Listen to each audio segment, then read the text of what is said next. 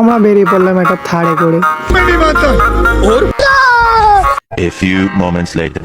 তো গাইস আজ চলে এসেছি আমরা ছোট নদীর পাড়ে আমার 8 নম্বর ব্লগ বানানোর জন্য।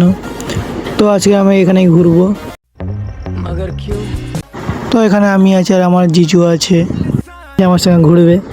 আমরা পুরো ছোট নদীর পাড়টা চারদিকে ঘুরবো আর দেখবো যে কত ভিড় থাকে শনিবার সকালের দিকে। চলো। তো ঘুরতে ঘুরতে আমরা শেষের দিকে চলে এসেছি, কারণ আগের দিকে তো কাউকে দেখতে পাইনি। তো আজ পিছনের দিকে দেখতে পাচ্ছি অনেকজন বসে আছে। তো আমার তাদেরকে দেখিয়ে দেখিয়ে আমার ভিডিও বানাচ্ছিলাম, কারণ আমাদের লজ্জা শরম নেই, বানাতে যাচ্ছিলাম। जलवा है हमारा। তো আজকে আমাদের অনেক দরকার ছিল একটা, তো এসেছি আমার একটা মাসির ফোন সারাতে। তো ফোন সারাতে অনেক দেরি করছিল, কারণ ফোনটায় সফটওয়্যার মারতে হবে। ফোনটার কি লক ছিল ভুলে গিয়েছে।